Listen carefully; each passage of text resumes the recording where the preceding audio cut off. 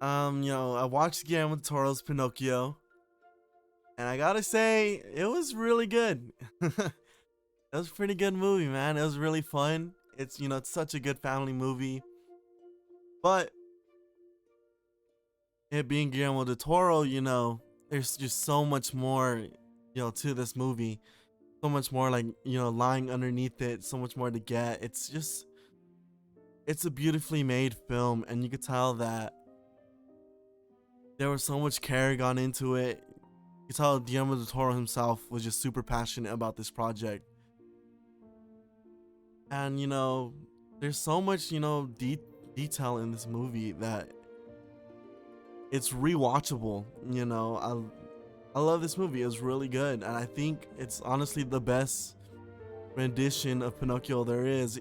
It certainly beats the Disney one that came out this year, which is terrible. But this movie, it really has to deal with you know the differences in people, and it's definitely like a father and son relationship where Geppetto, he loses his son in this movie, Carlos, and in a drunken rage decides to make Pinocchio out of a tree. And Geppetto the whole time wants him to be more like Carlos, because he made him as a replacement. Pinocchio is his own entity, its own, like, personality, and Pinocchio just wants to be himself. Geppetto, has to learn, not to hate someone for what they're not, but to love them for what they are. And definitely what this movie is about. And throughout this movie, Geppetto slowly, realizes that his son is gone for good, and there's nothing that he can do to bring him back. But he has a second chance with Pinocchio to be a father, to be a loving, caring father.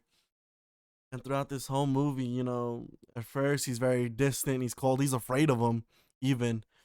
And he's telling him that he needs to obey. He's trying to change Pinocchio, but Pinocchio is just trying to be accepted, and he's trying to do what his father, or Geppetto's telling him, but he keeps getting sidetracked. And then even Count Volpe, who's the villain of this movie, even takes him away. And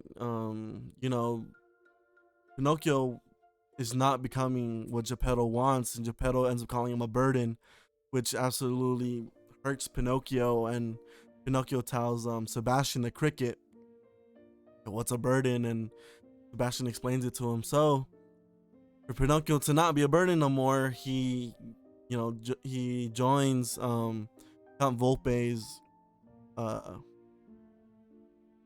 carnival, and becomes the main actor for his show. And Pinocchio just wants to be accepted, so he's gonna do anything for Geppetto to accept him. And he thinks that getting money and sending it back to Geppetto is gonna work. And it's just a lovely film that has such a deeper under meaning of a father and son relationship, which Guillermo del Toro explains really has to do with him and his father. And there's just so much detail in this movie and care, and it really shows. Even the way Pinocchio is designed. One half of Pinocchio is completely like carved perfectly, but because Geppetto was drunk when he was making him, you know, towards the other half, it just keeps getting all fucked up and everything. And and even the scenes with Pinocchio, everything's new to him. He just came to life. And so, they leave those, really extra seconds to show Pinocchio processing the information that he's getting, because he doesn't know what's going on, really. And, even down to, they explain that, even the townspeople who are just, background characters don't really have anything. They have major detail to them, They really focused on everything, even the set pieces. They're all, aged and dusted, and, to show that, because in the olden time, everything took, ages to make. And so, everything is just worn down and broken down, because it took, you could really see that this town that they created, this world, has history behind it. Even though you don't know what it is, you could tell that there's history, there's life here, and they just took really, a really good job of the world building here. And even down to the creatures, Sebastian the cricket, the fairy, the sprite in this movie, which is supposed to represent life, and the fairy in this movie who's supposed to represent death. Even down to the bunnies, they're all this, and even down to the monstro, the whale monster thing. They're all, a hint of blue. They have a hint of blue in them to make them really stand out from everything else in the movie.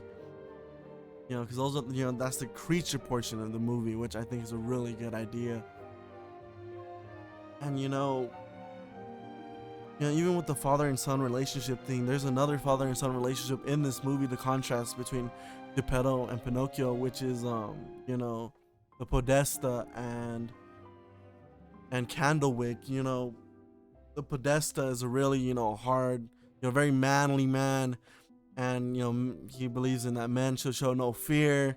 They show no emotion, and that's how he wants his son to be. And Geppetto, the Podesta is trying to change his son, trying to make his son what he wants him to be, what the Podesta wants him to be.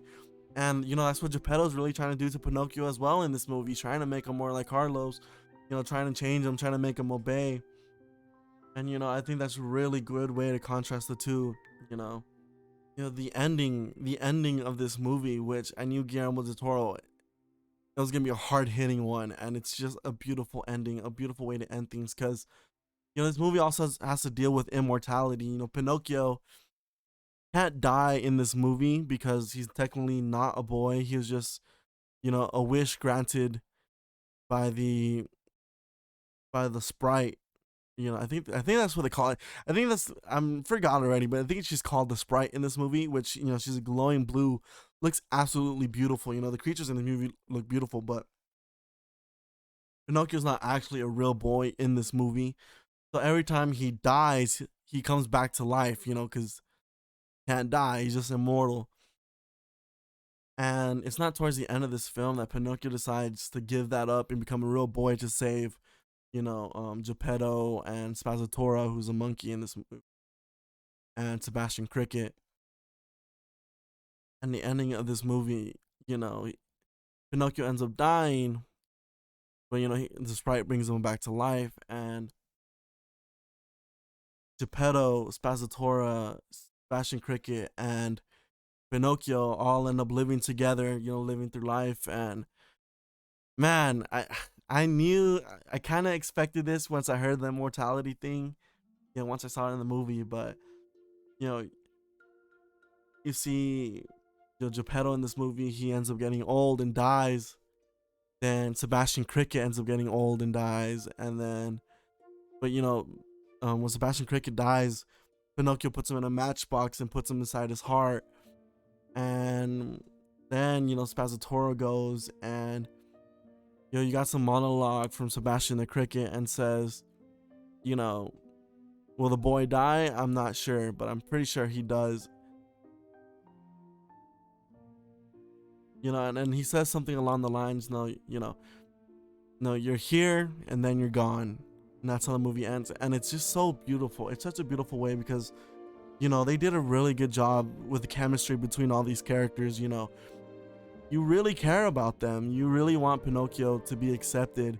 You feel his pain of everyone looking at him different. And there's a really good scene in this movie where they're at a church, and there's a wooden cross with Jesus on there, and Pinocchio's looking at him. Pinocchio himself is made out of wood, and he sees, he tells Geppetto, like, why do people love him and not me? We're both made out of wood, which really shows the innocence of Pinocchio. By the end, you really feel that they all care about each other, they all love each other. And when Geppetto has this change of heart where he finally accepts Pinocchio for who he is, you really feel emotional at that moment. At least I did.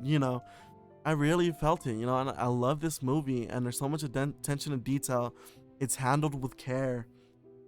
The emotion behind it, the acting is really good in this movie. and especially it being stop motion, it just looks beautiful. It's a work of art, and it's just super good. And if you haven't seen it, do yourself a favor and watch it, man. It's really good, you know. And thanks for watching, and like and subscribe if you want to, if you enjoyed the video. I'm trying to do more like these. I hope you enjoyed. Thank you.